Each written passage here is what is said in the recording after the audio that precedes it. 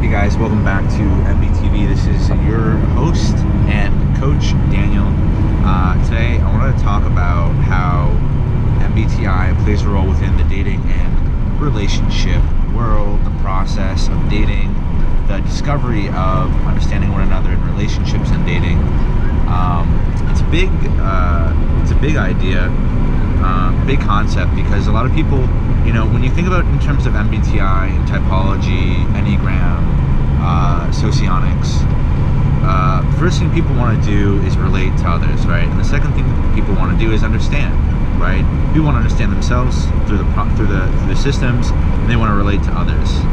Or people just want to be totally different, which I don't get. But everybody is different regardless, so I don't know why you need a system to tell you that. But so when I date, when I help men in the dating process, when I help couples in relationships or marriages, right?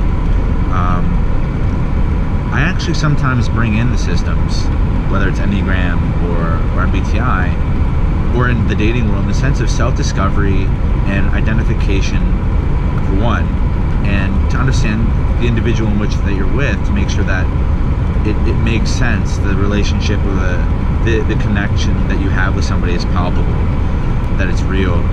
And a lot of people, I feel like the first thing that they do if they find somebody that they're either friends with or that they want to date and in a relationship with, the first thing they go to is to understand their type, right?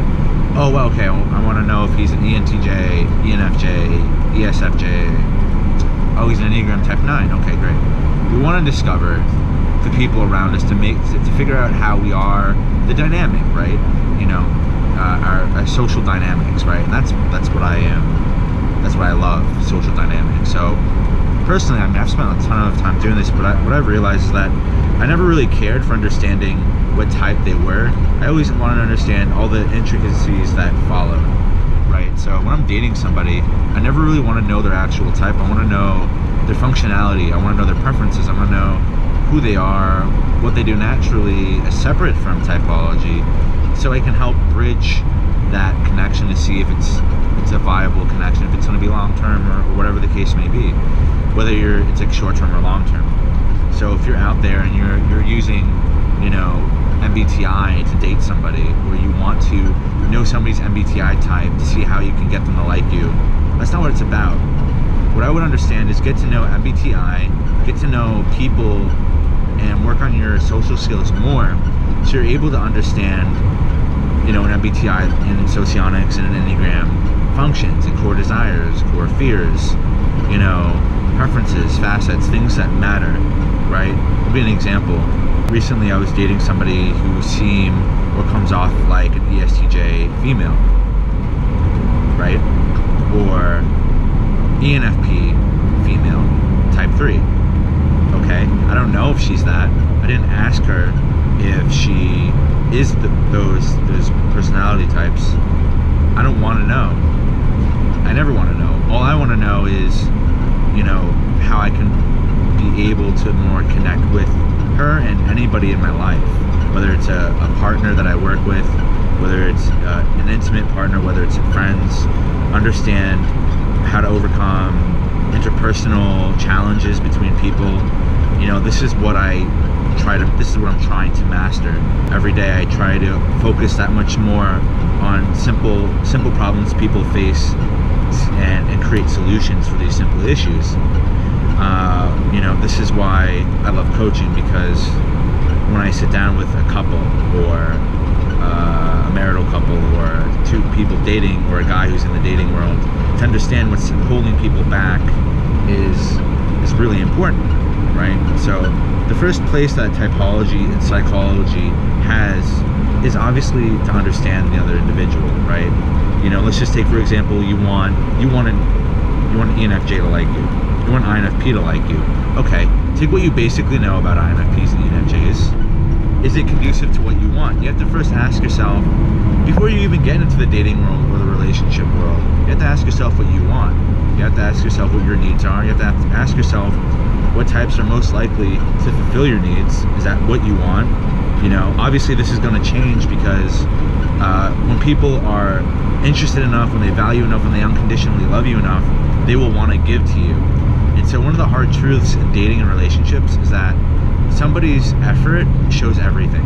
Actions do speak louder than words. I mean, I've always been 60-40. I mean, I used to be 40-60, 60% words, 40% actions, but now I'm 60% actions, 40% words, because words still mean a lot to me when people tell me things, but I also need to see it because I'm, you know, I just kind of grew up kind of with the electric doorknob too much, and I've been zapped too many times by people who said one thing and are doing another. And so what I would recommend you do is understand what you want, understand if you're in a good place to date, you know, understand you're in a good place to be in a relationship. Do you know what you want? Do you know what you want long term? Do you know what you want in your life, your lifestyle, the ideal lifestyle that you're trying to grow to, and how you can use MBTI to do that, right? You know, there's this philosophy that I always use. You know, you already have all the insight that you already need. You just need to tap into it. MBTI helps you tap into that. Typology helps you tap into that inner information. And so what that might look like for you specifically is like if you're an INTJ or an ENTJ or you're a type 5 in the Enneagram, you have all the information that you already need. You have the skills that it takes to understand, to tap into yourself, right? We're given with these core fears and desires. We're given like this combination of the self, your genetics, and you know, but that will give back to you your values, what you focus, what you're passionate about in life. You know, if you focus on your passions and you focus on, you know, conditioning yourself in a healthy way, reformatting yourself, unconditioning yourself from what you've done in the like how you were brought up in the past, and becoming the person you want to be now, right? Subject to what you want, not what other people want. And this is kind of like that, and this is what's going to start creating the relationships that you want in your life. You know, I always talk about, you know, being the person that you want to be, right? And if you want something, you gotta change the variables in your life that will allow you to get to that place. Like, you can use MBTI for this. You can use Enneagram, especially Enneagram and Socionics. Enneagram is very practical when it comes to, I guess, spiritual development. And I think Socionics is very hands-on, explains to you how people are, how to move forward. You know, I believe Socionics is actually very great when you look into it. But this idea of typology, how does it utilize in dating and relationships? You have to ask yourself how you can use MBTI for yourself, you know, in self-discovering who you are, because every answer, it really comes back to you, right? Like adding somebody into your life romantically is only supposed to be an addition to your life. There is no such thing as soulmates. There's no such thing as somebody, just one person that's meant for you, when like you have like 7 billion people in the world who's really like, you know, to connect to you. Sorry about the beeping. I'll let that stop. You know, we have like 7 billion people in the world, and like you're not subject to just one of them. Like, what happens if that one doesn't work out? It makes no sense. When you believe that, you really believe in this philosophy that there is somebody out there that can fulfill all your needs. Somebody is your half, and that half is really just you in search for itself. You know, like you have to remember that whoever you're going to add into your life is an addition to you. And you know, dating and finding somebody to be with, to start a family with, somebody long term with, it's really to identify that you're always growing regardless, and you should always love yourself and give yourself regardless of somebody. So when you do find that in somebody, you know, you really want to make the most of that synchronistic dance that I always talk about, you know. And if you really want to, like, you never want to half-ass relationships. You really want the evolved relationship, you know. Give full presence to that relationship, because once that dance is over, once you break up with somebody or something happens and you're not together with somebody anymore, that's really it. Then you have to move on and learn from it. There are situations where people move back together with each other, and they you know, but it's not the same, or it really never ended, right? So you really got to make that effort to understand others, but how you really do that is through understanding yourself with typology, if you choose to use typology. You know, for me, you know, I've recently identified more of ENFP, and now like this year's theme for me is to really move forward in the areas that I really struggle and suffer with, right? Like security. certain attributes in my life that I'm trying to work towards. So whatever that may look like in your life, I always talk about, you know, creating a balanced life, right? A balanced life is a happy life, but it also, you know, if you want something in life, you have to fit into that equation. And when you think about it, if you want to get out in the dating world, you know, odds are if you want to get into the dating world, then that very mentality is really telling you, you know what, you're not in a balanced lifestyle. Because if you really wanted to get into the dating world, then you would already be generating enough opportunity to meet people where you can actually meet somebody of the opposite sex to date, right?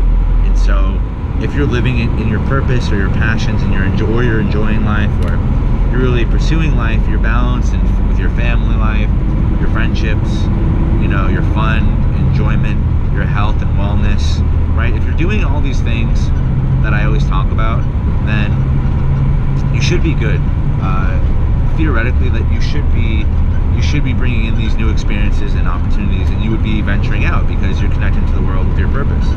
So, and you would be technically working on yourself too. So, you know, it's a lot of things. So when people tell me they want to get back into the dating world, or they're in a relationship and they need help, and they want to use typology to do it, use typology to grow yourself, right? What's holding you back, right? Because if you're doing your 50% in a relationship or you're not, you know, either way, you should be growing. You got to be working on your challenges. And when new challenges arise within a relationship, that, you know, let's just say, for example, communication, you know, that's something that you can easily, you know, utilize MBTI or Enneagram with, or Socionics, as far as quadras, as far as core fears and desires, triggers, preferences, like all that stuff.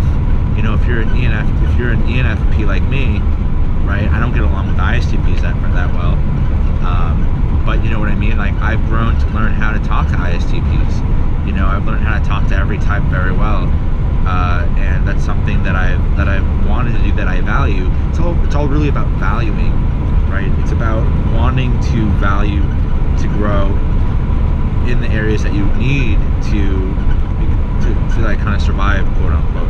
Because if you're in a relationship with a personality type that doesn't necessarily resonate with you, well, you guys really need to figure that out if you think that chemistry is there. And if you want that long term, you gotta make that effort, that commitment. Some relationships, you put the commitment in, they're very rewarding, right?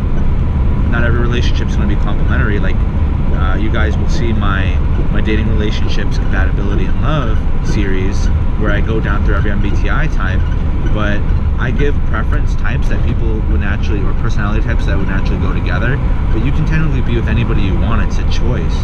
You know, the chemistry is one side of it, but the effort, commitment, the consistency, and the choice every day is another. I was actually just telling a girl that I was actually seeing before it didn't work out anymore. I literally told her, listen, like I wake up every day choosing to be with you.